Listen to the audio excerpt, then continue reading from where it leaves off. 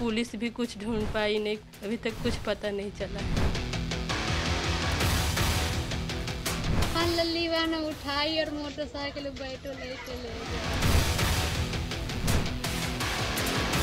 वो 3 जुलाई को गायब हुई है अस्पताल से। 10 मिनट को आंख लगा था, इतने में मेरी बेटी को उठा के ले गए।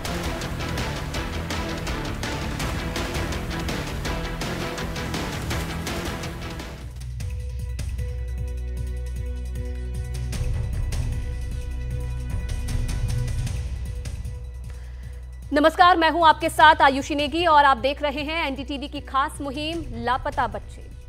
बच्चे परिवार का, समाज का, देश का भविष्य होते हैं, लेकिन ये अनमोल पूंजी खतरे में है। देश में हर साल हजारों बच्चे लापता हो जाते हैं। इसके बाद बच्चों के लिए परिवार तरसता है और परिवार के लिए बच्चे। इससे बड़ी पीड़ा नहीं हो सकती, लेकिन इस दर्द का एक और पहलू है। वो पहलू है चोरी किए गए बच्चों से अमानवीयता।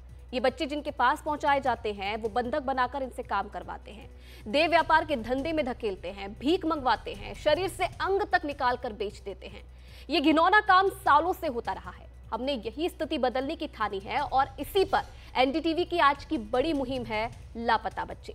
अपनी इस खास मुहिम में हम उन माता पिता और परिवार तक जाएंगे जो अपने बच्चों के लापता होने का दर्द सह रहे हैं, और उन लोगों से भी बात करेंगे जो बच्चों के अधिकारों की, उन्हें गिरोहों से बचाने की लड़ाई लड़ रहे हैं, और सरकार की तरफ से की जा रही कोशिशों का असर परखने की भी कोशिश करेंगे। आपको लापता बच्चों पर देश की सबसे बड़ी अदालत की तरफ से की गई टिप्पणी के बारे में भी बताएंगे, लेकिन उससे पहले एक छोटी सी रिपोर्ट देखिए।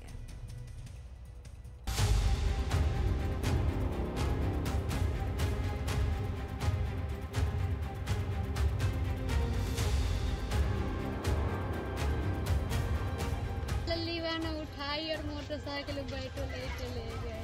पुलिस भी कुछ ढूंढ पाई नहीं, कुछ कर पाई। जब भी हम जाते हैं तब भी सिर्फ आश्वासन ही मिलता है।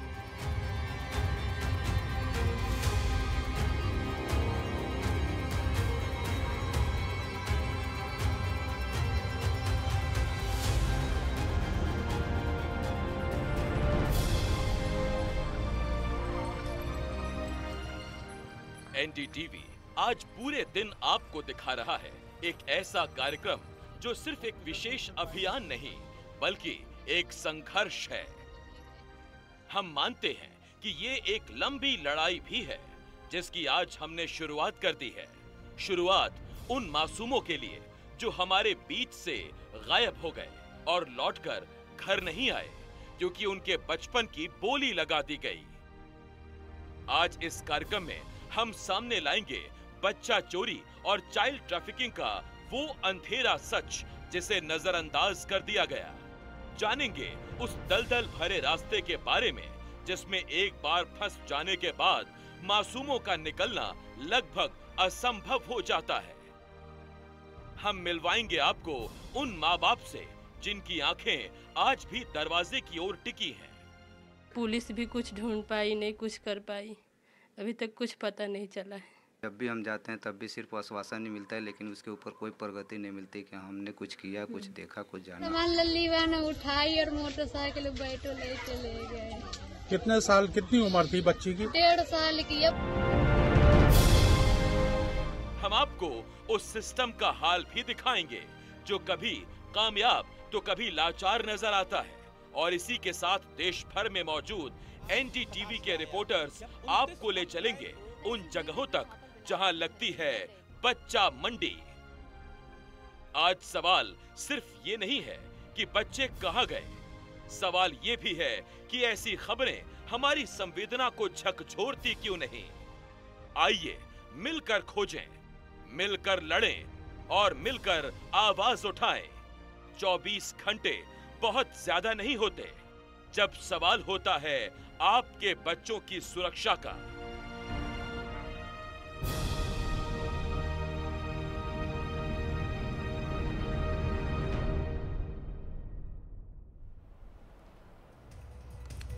तो देखिए, आज जिन बड़े सवालों को केंद्र में रखकर पीड़ित परिवारों की परेशानी को हम जानेंगे, उन पर चर्चा करेंगे। वो 5 बड़े सवाल आखिरकार आपको बता दें कि किस तरीके से बच्चा चोरी की घटनाएं लगातार बढ़ती जा रही है और हमारे वो सवाल क्या है जिनका जवाब जानने की कोशिश आज हम दिन भर करेंगे, क्योंकि हमारी यही मुहिम है लापता बच्चे। उन बच्चों को ढूंढने की हम कोशिश कर रहे हैं जो सालों से गायब है, जो सालों से लापता है, और अब तक उनके लिए कैसे काम किया जा रहा है। 5 वो बड़े सवाल। बच्चा चोरी रोकने की सरकारी नीति आखिरकार असरदार क्यों नहीं है? क्या बच्चा चोरी रोकने के लिए सख्त कानून की जरूरत है? और पुलिस के पास मामलों की जांच के लिए क्या पर्याप्त संसाधन है? ये सवाल। क्या पुलिस को बच्चा चोरी रोकने की खास ट्रेनिंग दी जाती है? और बच्चा चोरी रोकने में समाज की आखिरकार क्या भूमिका हो सकती है? तो ये वो तमाम बड़े सवाल जिनका जवाब जानने की आज हम दिन भर कोशिश करेंगे। और इन तमाम सवालों की बुनियाद देखिए सुप्रीम कोर्ट की फटकार और निर्देशों पर भी टिकी है। दरअसल 2 साल पहले बच्चा चोरी के कुछ मामले सामने आए। उत्तर प्रदेश के जो मामले थे, इलाहाबाद हाई कोर्ट ने उनमें से ज्यादातर में आरोपियों को जमानत दे दी। इस पर सुप्रीम कोर्ट का पारा चढ़ गया। उसने सरकार से लेकर इलाहाबाद हाई कोर्ट तक के खिलाफ कड़ी टिप्पणियां की है, कड़े निर्देश जारी किए, और इसीलिए ये छोटी सी रिपोर्ट आपको जरूर देखनी चाहिए। वैसे तो ये आदिदेव महादेव की आदि नगरी है, लेकिन सदियों पुराने इस शहर में ऐसे हैवान भी हैं जो फुटपाथ के किनारे रात गुजारने वालों को निशाना बनाते हैं और उनकी गोद से उनके सपने चुरा ले जाते हैं। 14 मई 2023 की ऐसी ही एक रात वाराणसी के रविंद्रपुरी इलाके में कूड़ा बीनने वाला संजय अपने परिवार के साथ सड़क किनारे सो रहा था। इसी बीच बदमाशों ने मौका पाकर उसके 4 साल के बच्चे को अगवा कर लिया। पुलिस ने बाद में बच्चे को बरामद कर लिया। इस मामले में 14 आरोपियों को गिरफ्तार किया गया। निचली अदालत ने सबकी जमानत अर्जी खारिज कर दी। हाईकोर्ट ने इनमें से 9 आरोपियों को जमानत दे दी। इसके खिलाफ गुड़िया नाम के एक एनजीओ ने सुप्रीम कोर्ट में अपील की। हाई कोर्ट ने उनके जमानत को दे दिया। फिर गुड़िया संस्थान ने सुप्रीम कोर्ट का दरवाज़ा खटखटाया कि सुप्रीम कोर्ट ने एक ऐतिहासिक फैसला लेते हुए उनके हाई कोर्ट के फैसले को निरस्त करते हुए सुप्रीम कोर्ट ने अपने जो है फैसले में उनकी जमानत को रद्द कर दिया। गुड़िया संस्थान ने सुप्रीम कोर्ट का दरवाजा खटखटाया। सुप्रीम कोर्ट ने ऐतिहासिक फैसला लेते हुए सबकी जमानत निरस्त कर दी। इससे पहले 2023 के ही 29 अप्रैल को वाराणसी के नदेसर इलाके में सड़क किनारे सो रही पिंकी के 1 साल के बेटे को इसी गैंग के मेंबर्स ने अगवा कर लिया। 30 अप्रैल 2023 को पीड़ित परिवार ने पुलिस से बच्चे के लापता होने की शिकायत की। पुलिस ने जल्दी ही बच्चे को बरामद कर लिया। 10 आरोपी गिरफ्तार किए गए। निचली अदालत ने आरोपियों की जमानत खारिज कर दी, लेकिन हाईकोर्ट ने आरोपियों को जमानत दे दी। इसके बाद मामला सुप्रीम कोर्ट पहुंचा। सुप्रीम कोर्ट ने आरोपियों की जमानत खारिज कर दी। 28 मार्च 2023 को वाराणसी के अंधरापुल इलाके में बच्चा चोरी की ऐसी ही वारदात हुई। 2023 28 मार्च को यहाँ पर सफाई कर्मी शमशेर अपने परिवार के संग सोया हुआ था और उसकी गोद से उसकी 1 साल की मासूम बच्ची को अगवा कर लिया गया था। ये देखिए काफ़ी व्यस्त क्षेत्र है। इस समय फ्लाईओवर के नीचे यहीं पर जो दिहाड़ी मजदूर होते हैं, सफाई कर्मी होते हैं और जो कूड़ा बीनने वाले, ये लोग का आश्रय स्थल कहीं नहीं है, तो यहीं पर सोते हैं। और 28 मार्च 2023 को यहीं पर शमशेर अपने परिवार के संग सोया हुआ था। जब सुबह उसकी नींद खुली तो देखा उसने कि उसकी गोद में उसकी 1 साल की मासूम बच्ची नहीं है। पुलिस ने इस मामले में 10 आरोपियों को गिरफ्तार किया। मामला अलग अलग अदालतों से होता हुआ सुप्रीम कोर्ट तक पहुंचा। सुप्रीम कोर्ट के निर्देश पर पुलिस और प्रशासन हरकत में आया। वाराणसी पुलिस ने 2 साल बाद कोलकाता से बच्ची को बरामद कर लिया। वाराणसी में 2023 में हुए बच्चा चोरी की तीनों मामले को मिलाकर सुनवाई करते हुए आरोपियों को हाई कोर्ट ने कड़ी फटकार भी लगाई और बेहद कड़ा फैसला भी सुना दिया।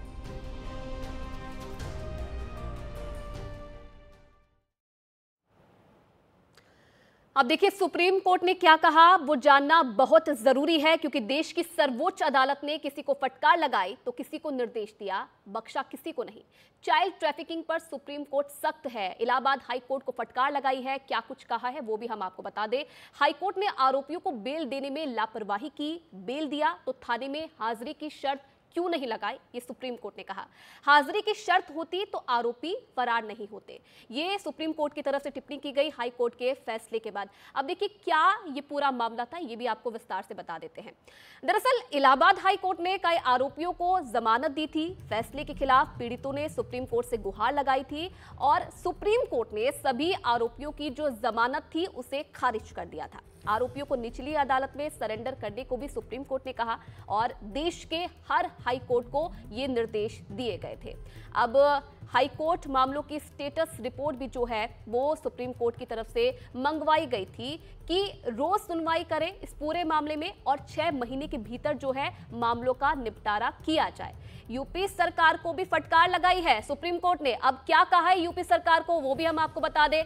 राज्य सरकार से बेहद निराश सुप्रीम कोर्ट नजर आया। कोई अपील क्यों नहीं की गई, उन्होंने ये कहा है सरकार से, सरकार ने इस मामले में गंभीरता नहीं दिखाई है, लापरवाही को अवमानना हम समझेंगे।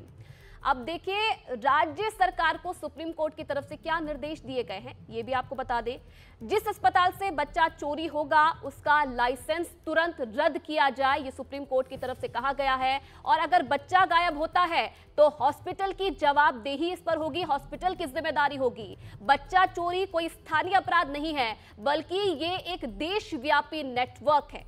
सभी राज्यों की सरकारें अस्पतालों को सुरक्षित करें। अब सरकारों को तो सलाह दी है लेकिन माता पिता को भी सुप्रीम कोर्ट ने सलाह दी है कि माता पिता को ऐसे मामले में क्या करना चाहिए। सुप्रीम कोर्ट ने कहा है कि अस्पताल में नवजात बच्चों का ध्यान माता पिता की तरफ से रखा जाए। बच्चों की सुरक्षा को लेकर जो माता पिता हैं, जो परिवारजन हैं, वो ज्यादा से ज्यादा सतर्क रहें।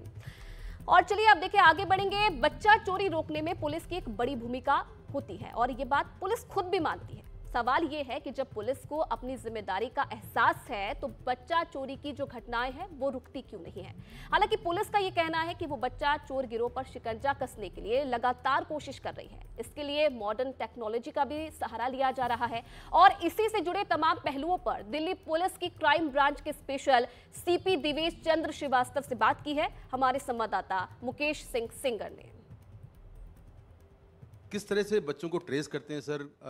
बच्चों के पास मोबाइल भी नहीं होते हैं, बच्चों को ट्रेस कैसे करते हैं? देखिए, इसमें दिल्ली पुलिस में हम लोगों ने उनके उत्साहवर्धन के लिए आउट ऑफ टर्न प्रमोशन की भी पॉलिसी रखी है कि जो पुलिसकर्मी 1 साल में जो हमने एक लक्ष्य निर्धारित किया है कि उससे ज़्यादा बच्चे और उनका उम्र का भी जो एक उम्र सीमा रखी है। तो कई जो लोग हैं हमारे पुलिसकर्मी, उन्होंने इस मामले में एक्सपर्टाइज भी की है। हमारा जो एंटी ह्यूमन ट्रैफिकिंग यूनिट है जो क्राइम ब्रांच में, उसको ISO सर्टिफिकेशन भी मिला है और ज़िलों में भी एंटी ह्यूमन ट्रैफिकिंग सेल्स हैं। तो उसके काम ही है जो गुमशुदा बच्चे हैं उनको ढूंढ निकालना। और इसमें हम लोग जो है सोशल मीडिया एनालिसिस की भी मदद लेते हैं। जो टेक्निकल और मैनुअल जो इंटेलिजेंस है उसको भी डेवलप किया जाता है। और इसके अलावा जो इस तरह के पॉइंट्स हैं जैसे बस स्टॉप्स हैं या जो रेलवे स्टेशंस हैं और जो एग्जिट या एंट्री पॉइंट्स हैं उन पे भी एक निगाह रखी जाती है। तो हमारे अपने सोर्स होते हैं जो आइज एंड ईयर स्कीम भी दिल्ली पुलिस चलाती है, उनके लोगों को भी सेंसिटाइज किया जाता है। क्या AI तकनीक का भी इस्तेमाल करते हैं आप लोग?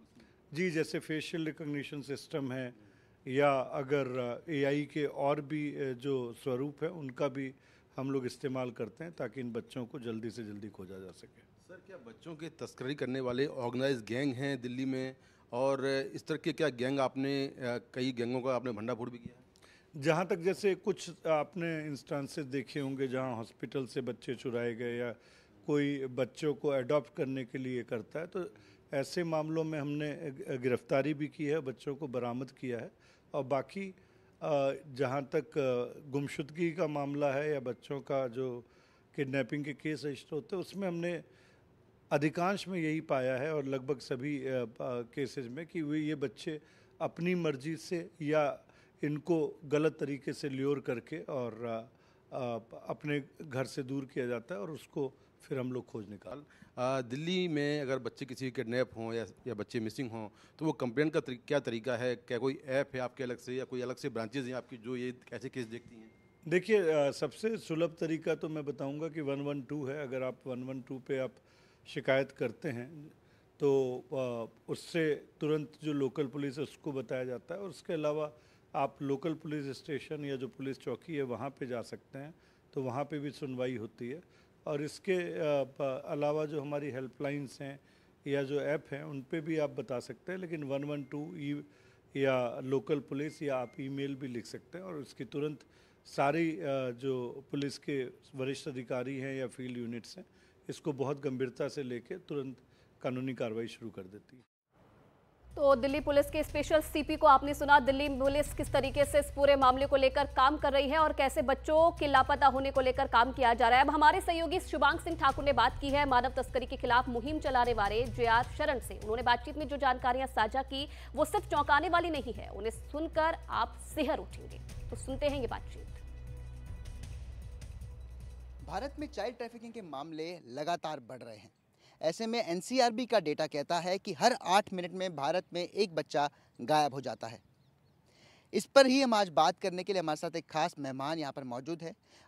JR शरण जी इस वक्त हमारे साथ है, जो कि आमतौर पर इस पर 2010 से काम करता है। बहुत से मानव तस्करियों को लेकर के उन्होंने काम किया है और इनके 2 जो फाउंडेशन हैं वो भी हैं, एक संकल्प फाउंडेशन और दूसरा रेस्क्यू फाउंडेशन। सर बहुत शुक्रिया हमसे जुड़ने के लिए। पहले तो थोड़ा सा हम चाहेंगे कि आप दर्शकों को अपने बारे में बताएं। मैं बेसिकली पेशे से पत्रकार रहा हूं, लेकिन 2010 में मुझे मन किया कि मैं सोशल सेक्टर में आऊं और तब तक गूगल बाबा की आगमन हो गई थी। तो मैंने देखा कि ह्यूमन ट्रैफिकिंग कोई नया चीज़ है। बड़ा आश्चर्य हुआ पहली बार जब मैंने पढ़ा कि एक इंसान कैसे ट्रैफिक्ड हो सकता है। लेकिन जब डिटेल में पढ़ा और काम करने लगा तो मुझे अब लगता है कि कितना बड़ा प्रॉब्लम है। मैं ये जानना चाहता हूँ सर कि भारत में ह्यूमन ट्रैफिकिंग और चाइल्ड ट्रैफिकिंग का अगर हम बात करें तो क्या स्थिति है इस समय? बढ़ता जा रहा है, नंबर बढ़ते जा रहे हैं। लेकिन एक बहुत इंटरेस्टिंग एस्पेक्ट आपको बताता हूँ, 90% जो ट्रैफिकिंग है वो हमारी विद इन इंडिया है। 10% ही हमारे यहाँ नेपाली हैं, बांग्लादेशी हैं या साउथ अफ्रीकन कंट्रीज़ के लोग हैं या बाकी थर्ड वर्ल्ड कंट्री के लोग आते हैं, रशियन भी आते हैं हमारे यहाँ। तो वो केवल 10%, 90% हमारी ही बच्चियों को। आपने कहा 8 मिनट में एक बच्चा, इसमें से 60% जो लड़कियाँ हैं वो रेड लाइट एरियाज़ या प्राइवेट ब्रॉथल्स या मसाज पार्लर्स इन जगहों पे ले जाई जाती हैं। और इनमें जो छोटी बच्चियाँ होती हैं 8 से 11 साल की, उनको तो एक आप अगर सुने होंगे तो गाय भैंस को जब बछड़ा मर जाता है तो दूध देने के लिए एक इंजेक्शन पड़ता है ऑक्सीटोसिन, वो इंजेक्शंस दिए जाते हैं। सर 2 चीज़ें मैं और जानना चाहता हूँ कि भारत में जो चाइल्ड ट्रैफिकिंग है, क्या इसकी कोई खास उम्र है? क्या ऐसे जो ट्रैफिकर्स होते हैं वो किसी खास उम्र के बच्चों को पकड़ते हैं? और किन किन राज्यों में ये सबसे ज़्यादा फैला हुआ है? देखिए, ऐसा कोई राज्य नहीं है जिसको आप अकेले कहते हैं कि यहाँ से ट्रैफिकिंग ज़्यादा है। फॉर एग्जांपल वेस्ट बंगाल में मालदा, 24 परगना साउथ, 24 परगना नॉर्थ, ये सब मेजर एरियाज़ हैं। दार्जिलिंग एरिया भी, वहाँ से बच्चियाँ लाई जाती हैं। अब झारखंड से ये बच्चियाँ लाई जाती हैं, वो डोमेस्टिक सर्विट्यूड है। हमारे घरों में काम करने के लिए जो आप बच्चे placement, private illegal placement agencies जो बच्चियाँ देती हैं, वो झारखंड की बच्चियाँ होती हैं, उड़ीसा की बच्चियाँ होती है, छत्तीसगढ़ की बच्चियाँ होती हैं, साउथ से बच्चियाँ लाई जाती हैं रेड लाइट एरियाज़ में। तो ये सब चीज़ें हर स्टेट से बच्चियाँ हैं। आप कोई स्टेट कह लें कि अछूता है या कोई आदमी कह लें कि मेरे डिस्ट्रिक्ट से बच्चियाँ नहीं होती है, ऐसा है ही नहीं। अच्छा, मेल अगर बॉयज़ हैं तो उनको चाइल्ड लेबर में डाला जाता है, या उनको भी अगर छोटे बच्चे हैं तो छोटे बच्चों के भी बहुत सारे धंधे होते हैं, बहुत सारे सीढ़ियाँ बनती हैं, उनके काम में उनको लाया जाता है। तो देखिए, सच है कि चाइल्ड ट्रैफिकर्स का जाल पूरे देश में फैला हुआ है और ये जाल काफ़ी मजबूत भी है। इसके बावजूद कुछ लोग ऐसे हैं जो उनके जाल से बच्चों को बचाने में पूरी ताकत से जुटे हुए हैं और इन्हीं में से एक है अक्षय, जो बच्चों को ट्रैफिकर्स के पंजे से बचाने के लिए QR कोडिंग की मदद ले रहे हैं। अक्षय रिडलर ने एक ऐसा ऐप तैयार किया है जो QR कोड तकनीक की मदद से बच्चों की सुरक्षा सुनिश्चित करता है। हम आज बात करने वाले हैं अक्षय रिडलान से। ये एक ऐसा NGO चला रहे हैं और सोशल सर्विस में काफ़ी ज़्यादा एक्टिव भी है। अक्षय ने एक ऐसा QR कोड डेवलप किया है एक पेंडेंट के फॉर्म में, जिसके ज़रिए यदि वो एक आप बच्चे को पहना दें तो उस QR कोड को स्कैन कर और उस बच्चे के लोकेशन को ट्रेस किया जा सकता है, वो किसके साथ है ये भी पता लगाया जा सकता है। अक्षय, सबसे पहले तो चाइल्ड ट्रैफिकिंग एक बहुत बड़ा मुद्दा है, ख़ासतौर पर बात करें अगर हम पब्लिक प्लेस पर, तो बच्चे गायब हो जाते हैं, उनके माँ बाप जो है क्लूलेस होते हैं कि बच्चे कहाँ चले गए। कई बार पुलिस के लिए भी दिक्कत भरा ये हो जाता है उन्हें ढूंढने के लिए। आपकी इसको लेकर क्या थॉट्स हैं और आपने जो प्रोडक्ट बनाया है उसके बारे में कुछ बताइए। Thank you so much, Sujata ji, for having me today. So, my name is Akshay Redlan and we run an NGO called Project Chetna. और प्रोजेक्ट चेतना ये ऐसी मुहिम है जिससे हम कोशिश कर रहे हैं कि जो ये चाइल्ड ट्रैफिकिंग है उसको रिड्यूस कर सके, उसको कम कर सकते हैं। सो ये जो पेंडेंट हमने डिज़ाइन किया है वो पेंडेंट बच्चों के लिए डिज़ाइन किया है जो स्पेशल बच्चे हैं, नॉर्मल बच्चे हैं, जो जिनके पेरेंट्स उनको बाहर ले जाने के लिए डरते हैं। बिकॉज आजकल ये भारत में 3 लाख से ज़्यादा बच्चे मिसिंग हैं। लास्ट अगर आप 2020 से लेकर 2024 तक का डेटा उठाएंगे, और ये बहुत बड़ा नंबर है और ये बहुत क्रिटिकल मुद्दा है जहाँ पे उनके पेरेंट्स डर जाते हैं और हर दिन 100 से ज़्यादा बच्चे मिसिंग हो जा रहे हैं। सो अगर ये जो पेंडेंट है, सुरक्षा कवच हम इसको कहते हैं, बच्चों के लिए सुरक्षा कवच है, तो जिस बच्चे ने ये गले में पहना है और जैसे कि किसी पुलिस को मिल गया और किसी वेल विशर को मिल गया, किसी अच्छे इंसान को मिल गया, तो वो पेंडेंट को स्कैन करके उनकी फैमिली को उसको रीयूनाइट करा सकते हैं। तो ये सुरक्षा कवच बन जाता है हर एक उस बच्चे के लिए जो इस भारत में है, और हम भारत को सुरक्षित बनाने के लिए एक कदम हमने उठाया हुआ है। अक्षय, आपने यहाँ पे बहुत अच्छी बात कही और आपका जो ये पेंडेंट है इसके बारे में भी जिस प्रकार आपने बताया, थोड़े बड़े स्क्रीन पर हम लोगों को दिखा देते हैं। ये स्क्रीन पर अगर आप देखेंगे तो ये पेंडेंट जिस प्रकार का दिखता है ये उसका इमेज है। सबसे पहले यहाँ पर स्टेप लिखा हुआ है, QR pendant for human 1:1 weather proof and designed according to human behaviour and comfort. इसे आपको महज ये जो नेकलेस के तरीके से आपको इसको पहन लेना है, और उसके बाद अगर आप उसे स्कैन करते हैं तो प्रोजेक्ट चेतना के अंतर्गत बना ये पेंडेंट सीधे जो है आपको प्रोजेक्ट चेतना पर ही रजिस्टर्ड उस बच्चे के जो पूरे डिटेल्स हैं, उसके जेंडर से लेके mobile number, location, emergency contact number, यदि वो मेडिसिन एलर्जिक है क्या है, उसकी हिस्ट्री से लेकर सब कुछ आपको बता देगा। तो स्कैन करेंगे आपको सीधे उसके डिटेल्स मिल जाएंगे, और स्टेप 4 पर आप देखेंगे कि जो मेल है वो ना, एक और बच्चा जिसके साथ है, ना सिर्फ उस तक उसके डिटेल्स पहुँचेंगे, यदि वो कोई किडनैपर निकला और उसने वो वहाँ से वो हटना चाहा या फिर उसने गलती से स्कैन कर दिया, तो जो 4th स्टेप है जो जिसे कवच कहा जा सकता है वो ये है कि जिसने स्कैन किया है उसका कॉन्टैक्ट नंबर आपको सीधे उस बच्चे के पेरेंट्स के मेल पर आ जाएगा।